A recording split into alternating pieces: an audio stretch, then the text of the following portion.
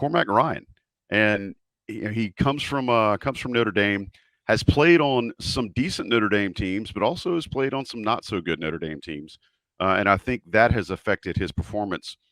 Sherrell, I'm going to come to you and ask you what success looks like for Cormac Ryan. And while he may not be the CAO, he is definitely either the vice president of agitation or is on the agitation subcommittee within the company.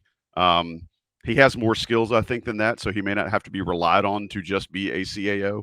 But he's definitely shown that he's got some agitating tendencies. Yes, you tell me, what does success look like for Cormac Ryan this coming season? Yeah, he's on the board of governors for the agitators.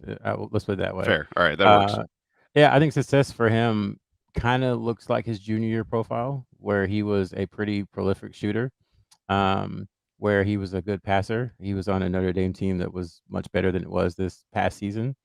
And I think, it looks like I don't want to say he's going to take over as the primary wing defender, but he's going to be on the wing a lot, playing a lot of minutes. So kind of de facto, he might be the primary wing defender. So I think he has to continue to agitate. He has to buy in on that side.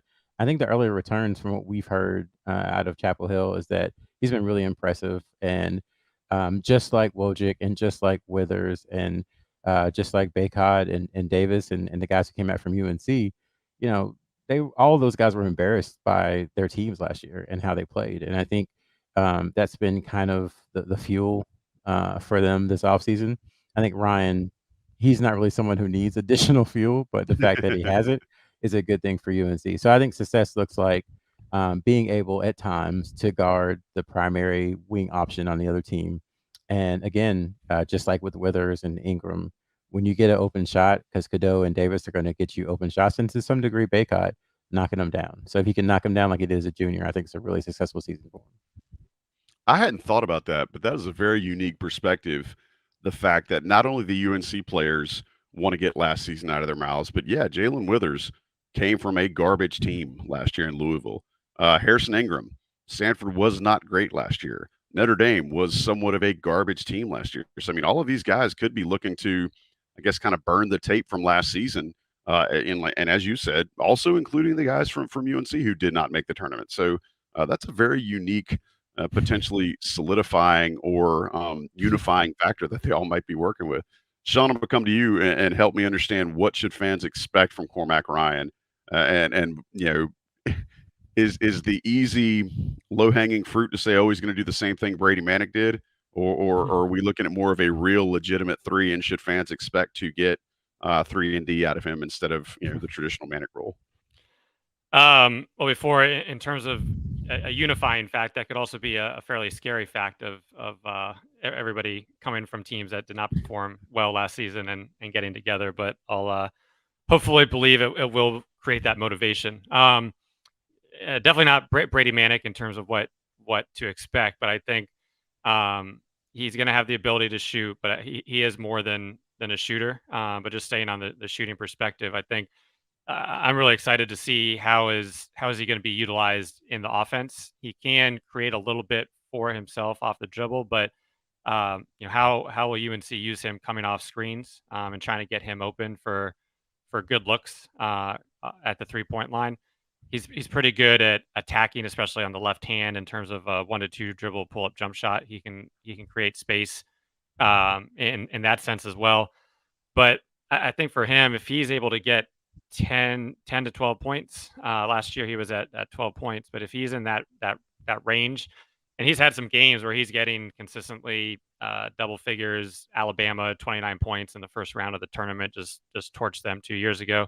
So he's capable of having big games, but I think how UNC utilizes him is going to be really important.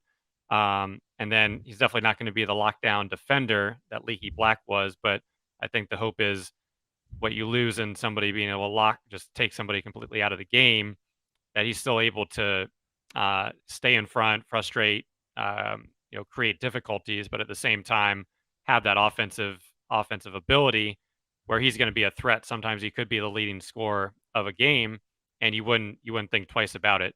But I think the consistency on offense will be really important to what he can bring to the table. I think a lot of people would look at Cormac Ryan and assume assume certain things about him. But having seen him play in the ACC for quite some time and seen some footage that's come out of early season practice in Chapel Hill, he's not afraid to try to snatch a soul. Sherrell, you had something you wanted to add? Ed, I think Sean made a great point about how I think the hope for him, not comparing him directly one-to-one to Leaky Black, but from a defensive stopper to someone like him, is that the offense is so much greater that it Mhm. impacts, the defense. So if you look at his like advanced, numbers, like his defensive rating and his offensive rating, of There's course, plus his minus too. yeah, his best, his best net, between the two was the year that he had the most, the best offensive season. So he's never been his defensive rating has never been under 100, which is kind of baseline. But the year that he was at 117 offensively, which is pretty good, he had a plus 17 rating. So I think that's the goal, is that the defense is going to take a step back because Leaky Black was just that good of a defender. He almost always erased the opposing wing. We saw what he did to Brandon Miller, the number 2 pick in the draft, on and on and on. He guarded everybody from Paolo Banchero to Kihei Clark, 6'10", 250 to 5'11", 145. It didn't matter. Like, he could guard him. But I think what Carolina is hoping is that Ryan is going to be better offensively, and that's going to kind of equal out. So they'll still be kind of similar as far as what they produce. They'll just be in different ways, defensively and offensively.